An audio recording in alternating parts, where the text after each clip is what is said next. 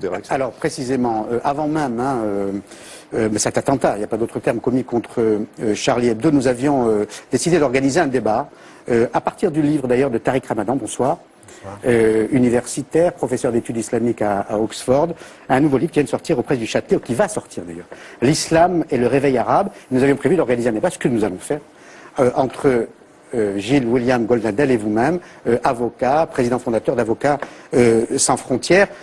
Donc on va en parler, mais je voudrais avoir votre réaction sur l'incendie des locaux de Charlie Hebdo et surtout les menaces. Écoutez, elles sont claires. Les menaces, il faut les condamner. L'incendie, il faut le condamner. Toute atteinte à la liberté d'expression, il faut la condamner, sans condition. Donc ça, je le dis et je le répète. En ayant deux débats. Un, c'est celui que vous posez, quelle attitude avoir. Et donc ceux qui ont fait ça ne représentent absolument pas les Français de confession musulmane. La majorité, la quasi-unanimité des Français de confession musulmane condamnent ce qui s'est fait contre le journal. Et donc que là, les propos doivent être clairs et entendus en France aujourd'hui. Maintenant, il y a un autre débat qui concerne le traitement et l'humour. Pour moi, c'est, je veux dire, je condamne ceci, puis ensuite je regarde Charlie Hebdo en face et je me dis que c'est un humour tout à fait discutable. Mais je vais même plus loin. Je dirais qu'aujourd'hui, vous frappez là où il est facile de frapper, et c'est un peu un humour de lâche.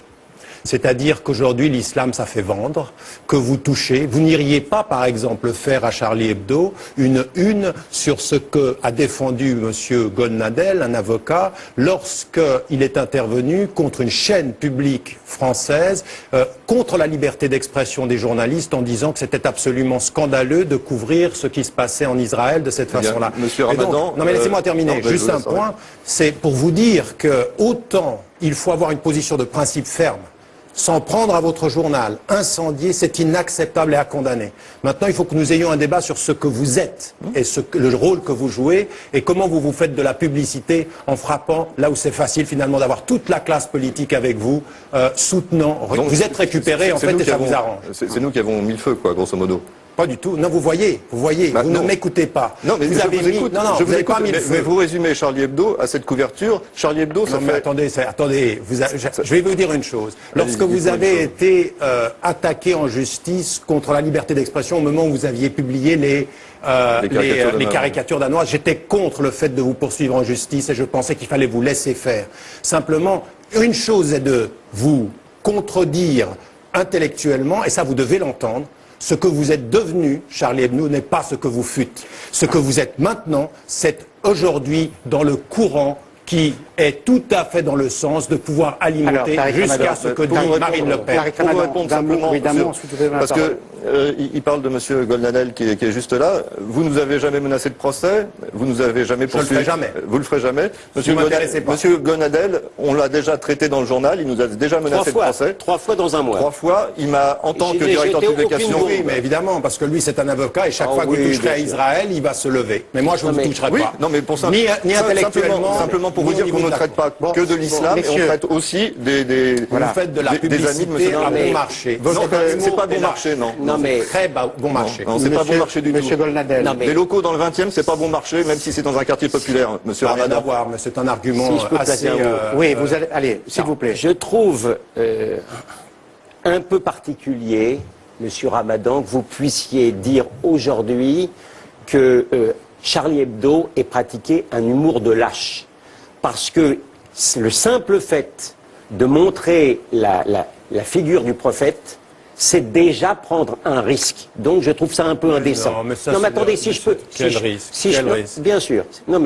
Si je peux continuer. Ensuite, pardon de le dire, mais les journaux, y compris Charlie Hebdo, injurient bien davantage le Christ, par exemple, que les musulmans. C'est marrant que vous parliez du Christ. Pourquoi vous ne parlez pas de l'État d'Israël et de votre façon d'aller contre la liberté d'expression, monsieur? Pardon. Vous voulez que je vous parle de mon travail sur Israël dans Charlie Hebdo? Non, mais attendez, je vous explique les reportages que j'ai fait en Palestine, dans la bande de Gaza. Vous êtes allé dans la bande de Gaza forcer les barrages israéliens? Si je peux continuer quand même. Vous allez me dire qu'aujourd'hui vous êtes devenu pro-palestinien. Si je peux continuer, c'est bizarre cette obsession sur Israël. Vous autorisez. C'est parce que vous êtes C'est bizarre. Vous autoriserez un avocat français de considérer qu'aujourd'hui, la religion la plus calomniée en France, c'est pas la religion islamique, c'est pas la religion juive, c'est la religion chrétienne. C'est ainsi. Alors si je le dis, j'ai encore le droit de le dire. Ensuite, vous avez fait allusion. C'est faux. Vous avez, bien sûr. Vous avez fait. Pardonnez-moi, mais la semaine dernière, nous organisions un débat ici même entre des intégristes catholiques et le directeur du théâtre du Rond-Point, Jean-Michel Ribes, parce que les intégristes catholiques critiquent très sévèrement la représentation du Christ dans une pièce. Je pensais par exemple au Christ plongé dans l'urine, l'histoire de Pisse-Christ. Il y a beaucoup de choses qui sont peut-être contestables, mais qui n'ont rien à voir avec jeter des bombes. Là où je rejoins... Mais comment vous savez que c'est des musulmans qui l'ont fait? Oui, je dis simplement jeter les bombes. Déjà et je dis qu'il n'y avait pas de quoi. Et je dis qu'il n'y avait pas de quoi fouetter ni un chat, ni un chien d'infidèle. Dans ce qu'avait fait Charlie Hebdo. Voilà la situation. Mais là où je rejoins, mais vous avez une curieuse façon de laisser passer les gens.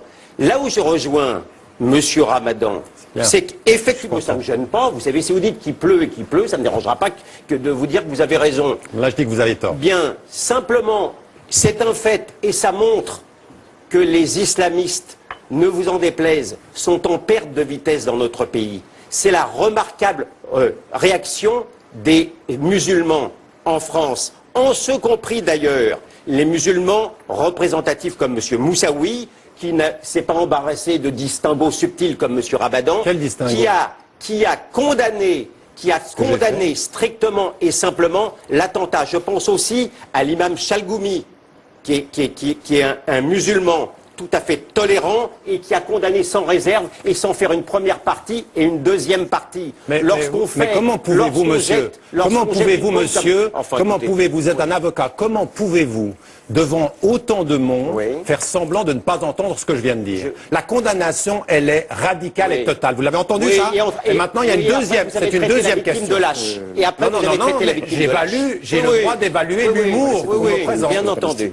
Donc il y a une condamnation. Tout le monde a entendu, puisque vous dites que tout le monde a entendu que vous avez traité Charlie Hebdo de lâche. Je peux préciser une chose à M. Ramadan qui connaît visiblement pas très bien Charlie Hebdo, ou uniquement quand et c'est vrai que j'étais mis en cause 3 fois dans le même mois par Charlie Hebdo. J'apprécie modérément Charlie Hebdo, mais je me battrai jusqu'au bout pour que Charlie Hebdo, évidemment, puisse sortir toutes les semaines. Ça me paraît une évidence. Je suis vraiment désolé. Je ne pensais pas qu'après l'incendie, mercredi, le piratage du site, tout au long de cette semaine, plus les menaces de mort, vous soyez à ce point encerclés. Non, ça nous empêche pas d'avoir de bonnes relations. Ça n'a rien à voir. Ça n'a rien à voir. Simplement pour préciser à M. Ramadan qu'en 19 ans, ça fait 19 ans que je travaille à Charlie Hebdo, que Charlie Hebdo a été relancé, on a eu 14 procès avec l'extrême droite catholique. On a eu un procès avec l'islam. C'est simplement pour vous dire qu'on traite largement plus la religion catholique en une ou à l'intérieur de Charlie Hebdo que la religion musulmane, simplement parce que nous sommes... Pas ces dernières années. Mais si.